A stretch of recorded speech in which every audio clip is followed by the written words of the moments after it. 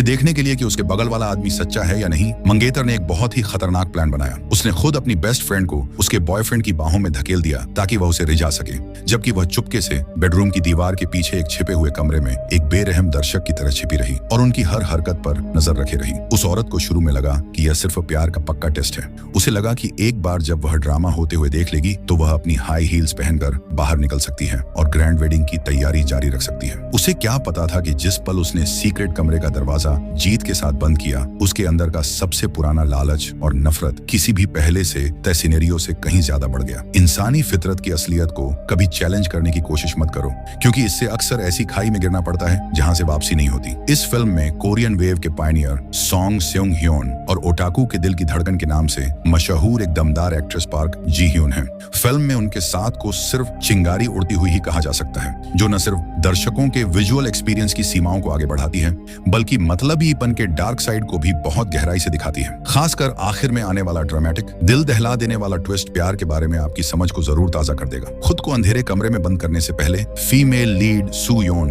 ने जानबूझकर भागने के लिए खुद को चोट पहुंचाने का नाटक किया। उसने न सिर्फ अपना दिमाग साफ करने के लिए विदेश जाने का नाटक किया, बल्कि अपने बॉयफ्रेंड चेन जेंग को पूरी तरह यकीन दिलाने के लिए खास तौर पर एक आंसू भरा फेयरवेल वीडियो भी रिकॉर्ड किया कि वह चली गई है। एक बार जब सब कुछ अरेंज हो गया तो सू योन और उसकी सबसे अच्छी दोस्त मीजू ने बुकशेल्फ के पीछे छिपे मैकेनिज्म को खोला और उस मना की हुई जगह में घुस गईं, जिसके बारे में सिर्फ वे दोनों ही जानती थीं। अंदर जाने से पहले सू योन ने मीजू का हाथ पकड़ा और उसे यह loyalty test step by step पूरा करने की याद दिलाई। लेकिन उसने कभी सपने में भी नहीं सोचा था कि उसकी सबसे अच्छी दोस्त के मन में इतनी गहरी नाराजगी और साजिश थी। यहाँ तक कि सीक्रेट रूम की चाबी जो उसकी जान बचा सकती थी, मेजू ने चुपके से उसकी नाक के नीचे बदल दी थी। चेन जेंग काम के बाद अपने खाली घर लौटा। अपने फोन पर वीडियो देखते हुए उसका चेहरा बहुत दुख रहा था। वह बिस्तर पर करवटें बदल रहा था। उसकी आंखें अपनी मंगेतर के लिए तरस रही थीं और चिंता भी।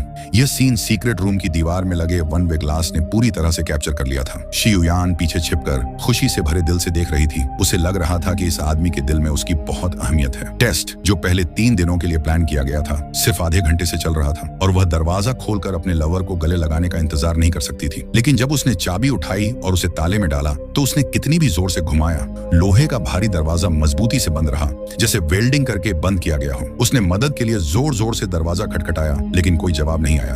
तभी उसे एहसास हुआ कि वह हर चीज के पीछे की मास्टरमाइंड नहीं थी, बल्कि एक बदकिस्मत शिकार थी जो धीरे धीरे किसी और के जाल में फंसती जा रही थी। यह तथाकथित टेस्ट शुरू से ही खराब हो गया। वह किसी और की शतरंज की बिसात पर एक मोहरा बन गई। अंदर ही अंदर गुस्सा और चीखने के लिए छोड़ दी गई। मोटी साउंड प्रूफ दीवारें आवाज नहीं भेज पा रही थी। जैसे ही लाइटें बुझी, जियुयान का दिल बैठ गया, लेकिन यह उसके बुरे सपने में बस एक भूख बढ़ाने वाला था। उसकी सबसे अच्छी दोस्त मेजू अपना असली दर्दनाक त्रुप का पत्ता दिखाने वाली थी। पहले के गलत प्लान के मुताबिक मेजू ने चेन जेंग के बैंड ऑडिशन में आने का नाटक किया। उसने जानबूझकर एक ऐसा गाना चुना जो चेन जेंग को सबसे ज्यादा पसंद था और आसानी से मर्दों के सोशल सर्कल में घुस गई। शियुयान को लगा कि मेजू अपने गोल से थोड़ा पहले ही रुक जाएगी, लेकिन मेजू एक प्रोफेशनल शिकारी की तरह हरकतें करने लगी। उसने बहाना बनाकर कि उसकी कार खराब हो गई है, लिफ्ट मांगी और बारिश के दौरान ड्रिंक्स और दिल की बातें करने के लिए चेन जेंग के घर चली गई। सच तो यह है कि चेन जेंग ने इतने साल बहुत घुटन भरी जिंदगी जी थी। वह अपनी मंगेतर शियुयान की ताकतवर मां के सपोर्ट की वजह से ही बैंड का कंडक्टर बन पाया था। शियुयान के सामने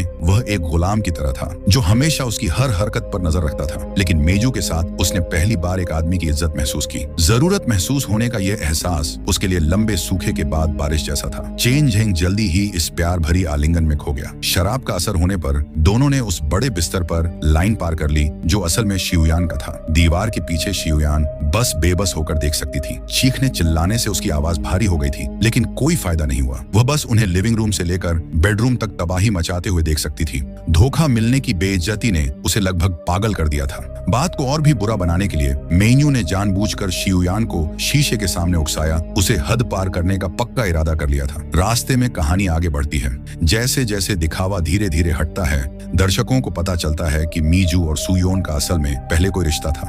मीजू सुयोन की खुद को नीचा दिखाने वाली बड़ी समझ से नाराज है। उसे अपनी मर्जी से बुलाने और जब मर्जी से जाने का उसका रवैया पसंद नहीं था। इस पल शियुयान को आखिरकार समझ आ गया कि मेजू सिर्फ चेन जेंग को एक आदमी के तौर पर नहीं चाहती थी। वह अपने हाथों से उन सभी चीजों को खत्म करना चाहती थी जिन पर शियुयान को गर्व था। जब वह भूख और प्यास के कगार पर थी, तभी शियुयान को अचानक पता चला कि छिपे हुए कमरे में पानी का वाल्व बाथरूम में पानी के बहाव को कंट्रोल कर सकता लगता है। यह मदद के लिए पुकारने का उसका आखिरी बहाना बन गया। उसने बेचैनी से स्विच घुमाया और बंद कमरे से एक रोमांचक भागने का सिलसिला शुरू हुआ। चेन जेंग ने देखा कि उसके घर में पानी के पाइप खराब हो गए हैं, तो उसने तुरंत एक रिपेयर करने वाले को बुलाया। जब रिपेयर करने वाला घर में घुसा तो उसे तुरंत इसकी बनावट में कुछ अजीब लगा। एक आम परिवार के लिए जितनी मोटी दीवारें क्यों बनाएगा? जब रिपेयर करने वाला प्लम्बिंग चेक कर रहा था तो सू योन ने मौके का फायदा उठाते हुए पागलों की तरह पानी चालू कर दिया, जिससे अजीब आवाजें आने लगी। ये नजारा इतना डरावना था कि रिपेयर करने वाले को लगा कि वह दिन के उजाले में कोई भूत देख रहा है। वह इतना डर गया कि उसने अपना टूल बॉक्स छोड़ दिया और भाग गया। उसी समय सू योन की समझदार माँ को भी लगा कि कुछ गड़बड़ है। उसकी बेटी ने कहा कि वह आराम करने के लिए विदेश जा रही है, लेकिन उसका बैंक कार्ड बिल्कुल भी इस्तेमाल नहीं हुआ था। इस अजीब हरकत ने उसे तुरंत पुलिस को फोन करने पर मजबूर कर दिया। बंद कमरे के अंदर शियुयान बहुत परेशान थी।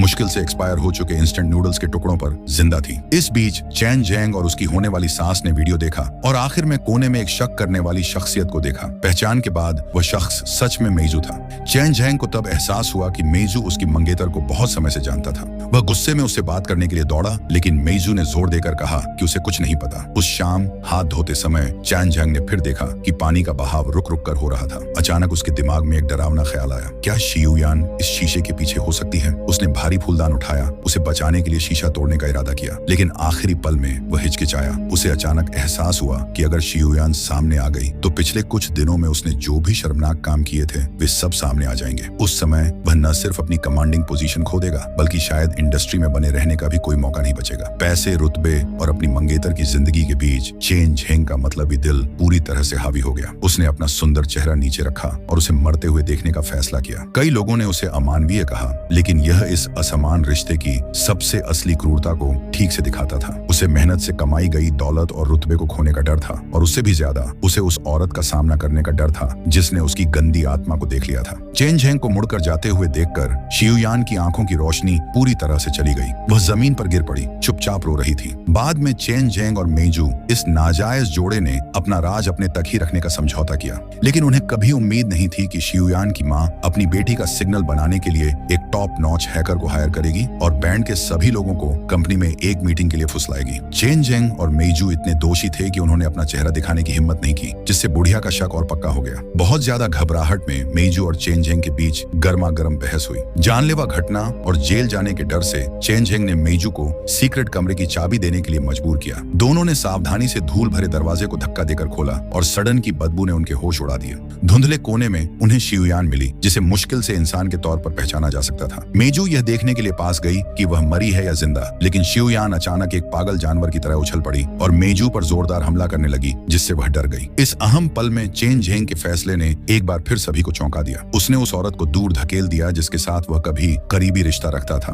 फिर धीरे से शियुयान को उठाया, जिसका भविष्य उसके हाथ में था। अपने फायदे के सामने वे कुछ पल के रोमांस कागज से भी पतले थे, लेकिन हैरानी की बात है कि बचाए जाने के बाद शियुयान ने पुलिस को इसकी रिपोर्ट नहीं की और न ही कोई तमाशा किया। इसके बजाय उसने बदला लेने का एक ज्यादा चालाक और खतरनाक तरीका चुना। चेन झेंग पर अपनी पकड़ का इस्तेमाल करके उसने उसे पूरी तरह से गुलाम बना लिया, जिससे वह जिंदगी भर दोषी और डर में जिएगा।